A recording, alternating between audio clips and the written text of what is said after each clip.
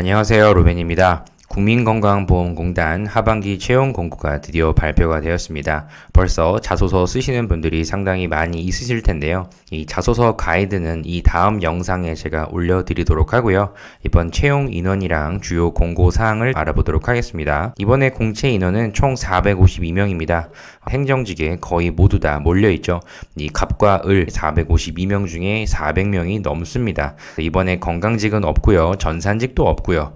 요양직이랑 기술직 이렇게 아주 극소수만 채용을 하고 모두 다 행정직으로 몰려있는 상황입니다. 주요 사항을 살펴보도록 할게요. 이 국민건강보험공단 연봉 얼마 되느냐, 이 신입사원 기준으로 3,700가량으로 책정이 되어 있습니다. 가장 급속도로 연봉이 많이 오르고 있는 곳 중에 하나입니다. 벌써 이 4천을 바라보고 있는 것이 아니냐라는 이야기가 돌 정도로 상당히 많이 올라온 상황입니다. 이번 채용 일정을 한번 살펴볼게요. 8월 마지막 31일부터 특별하게 항상 건보는 목요일날 10시에 채용 공고가 떴는데요. 이번에는 화요일 오후 1시 이렇게 시작이 되었습니다. 15일 동안 접수를 받는다. 이거는 동일하고요. 10시부터 접수가 되는데 약 3시간 정도가 줄어들었죠. 그리고 서류 합격자 발표는 이 보름 뒤에 10월 1일 날 보고요. 특별한 건 필기시험이 10월 9일 또는 10일입니다. 이거를 확실하게 해줘야 되는데 왜 이런 식으로 발표를 했는지 모르겠습니다. 만약에 10월 9일 날 시험을 보신다고 하면은 행정직 분들이라고 하면 거의 모두 다 보는 서울교통공사와 겹치게 되어 있습니다. 그리고 한수원이랑 가스공사도 10월 9일 날 보고요. 그래서 만약에 서류 합격을 한다 쳐도 필기를 어디로 가야 할지 상당히 고민이 크실 겁니다. 혹여 인사 담당자분이 보신다고 하면 가능하면 10월 10일 이렇게 일요일 날 실시를 했으면 좋겠습니다. 이 서울에서 실시를 하고요. 그리고 약 한 일주일 이후에 발표가 됩니다.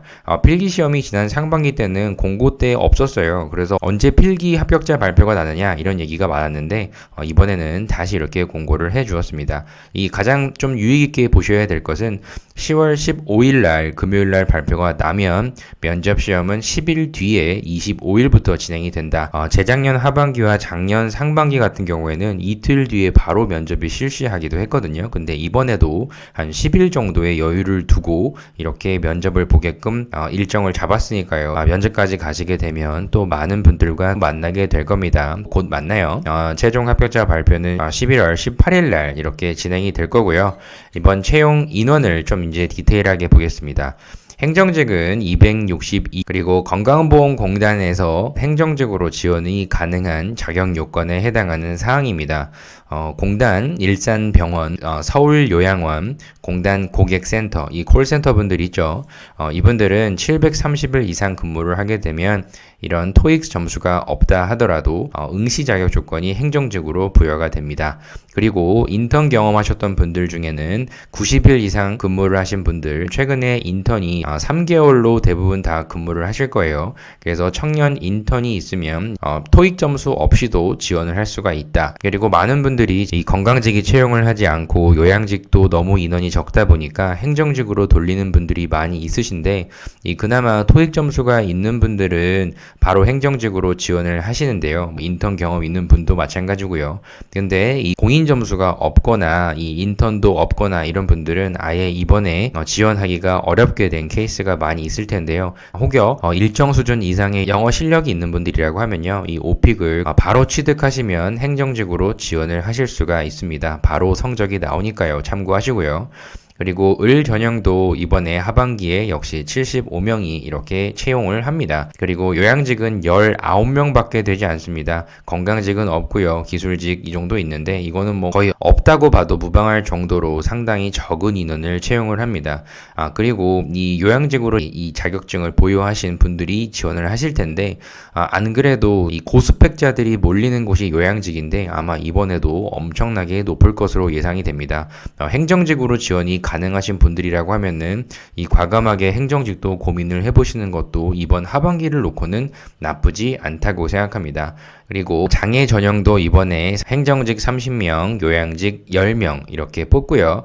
보훈 전형도 이번에 행정직 20명, 요양직 10명 이렇게 해서 이 서류만 합격을 하게 되면 비록 5배수이긴 하지만 이 장애 전형이랑 보훈 전형 분들도 꼭 이번 서류에 합격할 수 있도록 최대한 자소서에 올인을 해주시기를 부탁드립니다. 그리고 디테일하게 좀 살펴보면요. 이번 행정직 같은 경우에는 상당히 많은 인원이 골고루 분포가 되어 있습니다.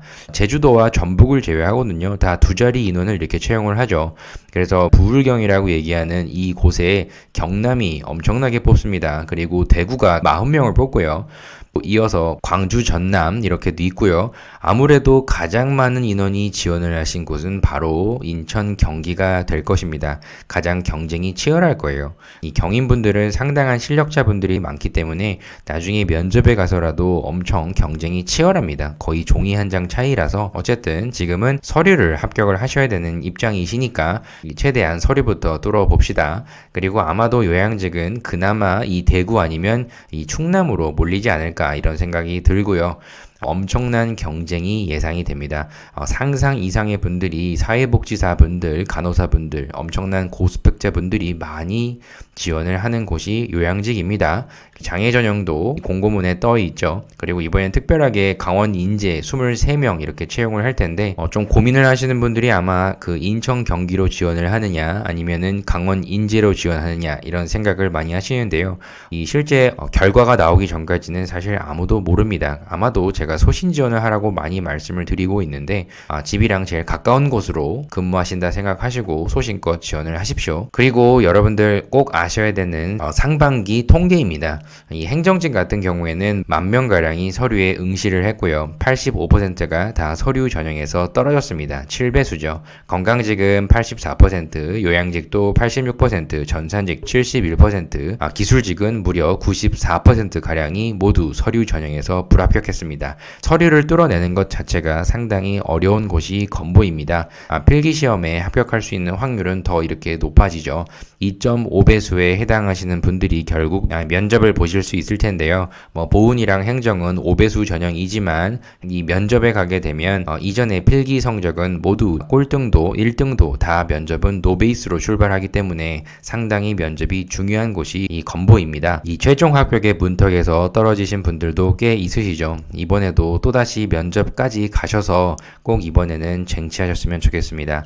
이 면탈자분들은 제 카페에 오시면은 제가 이 면탈자 위주로 면접 컨설팅을 진행을 하다 보니까 여러분들에게 도움이 될 만한 내용들을 상당히 카페 수기로 자세하게 많이 남겨주시고 있습니다. 꼭 카페 오셔서 여러 합격 수기들 참고해서 보셨으면 좋겠습니다.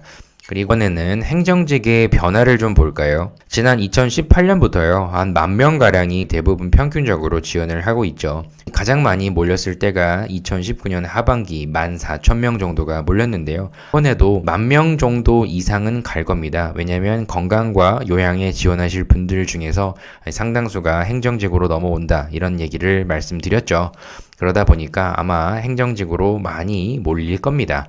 결국에는 서류를 뚫어내면 2.5배수를 향해서 가셔야 되는 건 똑같으니까요. 면접까지 꼭 가실 수 있으면 좋겠습니다. 이번에는 매년 하반기에 채용을 하는 을 전형을 볼까요? 2018년 2,000명, 2019년 3,000명, 2020년 다시 2,000명 수준으로 거의 평균 2,000명에서 2,500명 정도가 항상 지원을 하는 곳인데요. 아마 이번에도 또 많이 몰릴 겁니다. 역시나 7배수 전형으로 서류 합격자를 가려내다 보니까 이 불합격률이 상당히 높죠. 이렇게 하반기 같이 적게 뽑게 되면은 엄청나게 불합격률도 높아집니다. 이번 2021년 하반기에는 이 75명 수준으로 2020년 하반기 작년이랑 비슷할 겁니다. 그래서 아마도 한 2,000명 이상은 지원을 하실 텐데 역시나 서류 뚫어내기 쉽지 않을 거고요. NCS 필기까지 가신다고 하면 잘 보셔서 나중에 꼭 면접 때 만날 수 있기를 바라봅니다. 아마 경쟁률도 이와 비슷하게 나올 것으로 예상이 됩니다. 꼭 서류부터 뚫어내 봅시다. 그리고 요양직입니다. 요양직은 그때그때마다 많이 뽑고 적게 뽑느냐의 차이에 따라서 지원 인원이 달라집니다. 4,000명, 7,000명, 2,000명, 3,000명 이런 식으로 채용하는 그 인원이 있죠. 이 인원이 최종 합격 인원인데요. 이렇게 200명이나 된다 하면은 이렇게 갑자기 많이 몰리고요. 그리고 180명 수준만 해도 7,000명 가까이가 몰리게 되는데 이렇게 80명, 25명, 35명 이런 식으로 가게 되면은 확 줄어들 수밖에 없습니다. 이번에도 아마 2,000명대 정도면 많지 않을까 이런 예상을 해봅니다. 참고로 해서 이 경쟁률 보시고요. 아마도 요양직 전체 경쟁률은 100대 1이 넘지 않을까 이런 예측을 또 해봅니다. 이 건강직 같은 경우도 이렇게 제가 설명을 드리려고 통계를 다 이렇게 해놨는데요. 색깔별로. 근데 이번에 건강직은 채용하지 않기 때문에 가볍게 눈으로만 훑어보십시오. 정말 안타깝습니다. 건강직 분들 꼭 힘내시고요. 다음 2022년 상반기 때 많이 뽑았으면 좋겠습니다. 그리고 이런 상황이 또 일어날 수 있으니까요. 여러분들 영어 성적을 꼭 가지고 계시거나 아니면 인턴 공고가 떴을 때 꼭 지원하셔서 인턴 경험 쌓으시는 것이 좋습니다. 당연히 재직자 분들은 직장을 그만두고 인턴을 하라고 얘기를 할 수는 없지만 지금 직장을 그만두시고 공무원 하시는 분들이 또 있으시니까 말씀을 드리는 겁니다. 가능하면 인턴 경험은 있는 게 좋습니다. 그리고 이것도 전산직인데요. 이번도 역시나 채용 인원이 없습니다. 전산직도 역시 눈으로만 살펴보십시오. 그래서 채용 인원이 이 정도 수준으로 항상 이루어졌었는데 이번에는 아예 채용 인원이 없습니다. 좀 아쉽게 됐습니다. 그래서 채용 방법에 이번에 좀 변화가 있습니다. 가장 큰 거는 면접에서 이 경험 플러스 토론이 있었는데 이 토론을 보지 않고 상황 면접으로 이렇게 대체가 됩니다. 그러다 보니까 토론을 그동안에 잘 해 오셨던 분들은 또 새로운 이 전형에 맞춰야만 하기 때문에 나중에 면접 전형 때 또 이 부분은 말씀을 드리도록 하겠습니다. 지금은 공부에 좀 집중을 해볼게요. 그리고 강원 쪽에 거주하시는 분들이라고 하면 인제 쪽으로 지원을 하시는 게 더 좋으시겠죠. 어차피 경쟁은 어딜 가나 치열할 겁니다. 그리고 공단 관련 경력자 731 고객센터들 있죠. 콜센터 분들 꼭 여기에 지원을 하십시오. 콜센터 분들은. 그리고 청년 인턴도 60일 이상인 분들 다 아까 말씀드린 사항입니다. 그리고 중요한 거는 다른 공공기관 청년 인턴 경력자 분들도 90일 이상이 있으면은 역시나 우대사항이 해당이 됩니다. 그래서 이 인턴 경험 많이 쌓으라고 제가 말씀을 많이 드리는 것은 여러모로 활용도가 높거든요. 이 부분 참고해 주시고요. 자격증도 이번에 전직렬, 한능검, 커말 다 있고요. 그리고 이 사조사라고 하는 사회조사 분석사 2급이라고 해서 이렇게 좀 따는 분들, 그리고 정척이라고 하는 정보처리 기사, 이 네 가지를 다 따신 분들도 있거든요. 이분은 거의 뭐 무적입니다. 그러다 보니까 이렇게 네 가지 자격증을 다 따시는 분들은 직교가 하나 좀 없거나 아니면 경력이 조금 없거나 했을 때 좀 커버가 되는 거는 사실로 통계로 나와 있는 상황입니다. 그러다 보니까 최소한 커말과 한능검은 따셔야 됩니다. 뭐 다 아시겠죠? 그리고 서류 전형은 뭐 변경사항은 없습니다. 자기소개서 위주로 이 정량적인 스펙을 다 채우신 분들이라고 하면 자기소개서와 우대사항 요 정도로 아마 갈릴 것으로 예상이 되는데 이 자소서 항목이 이렇게 변형이 됐습니다. 첫 번째가 본인이 응대한 고객 중에 가장 어려웠던 그런 경험, 어떻게 내가 고객의 니즈를 파악하여 해결을 했는가 이런 노력사항에 대해서 1번에서 물었고요.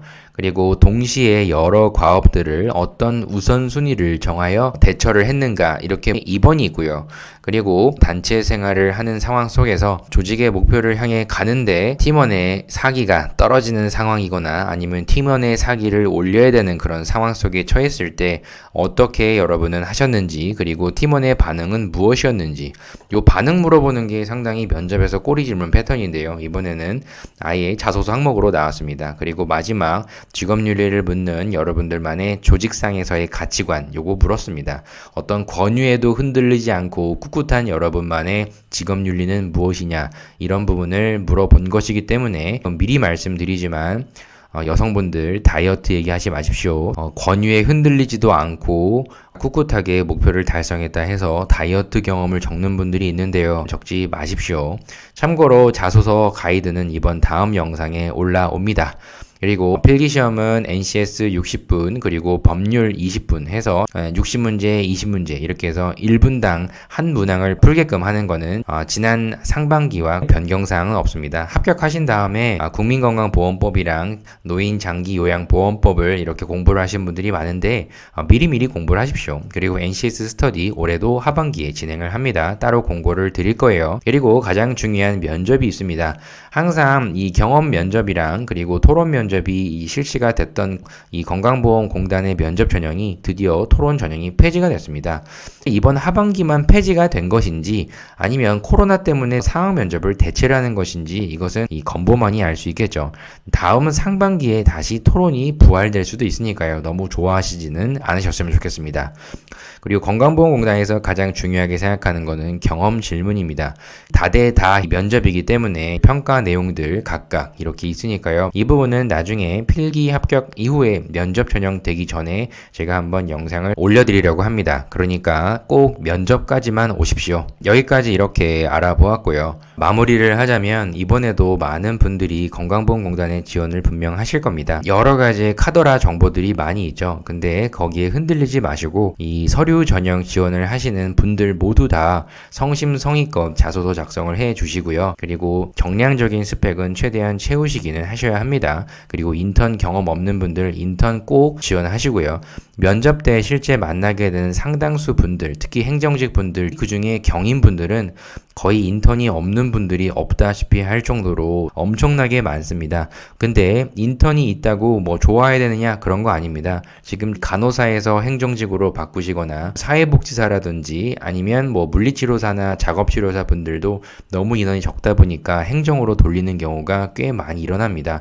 나중에 인턴 경험 있는 분들과 그리고 인턴 경험도 있는데 간호사였던 분들과 이야기를 한다고 하면 이 경력상에서 내용 소재가 밀릴 수밖에 없습니다.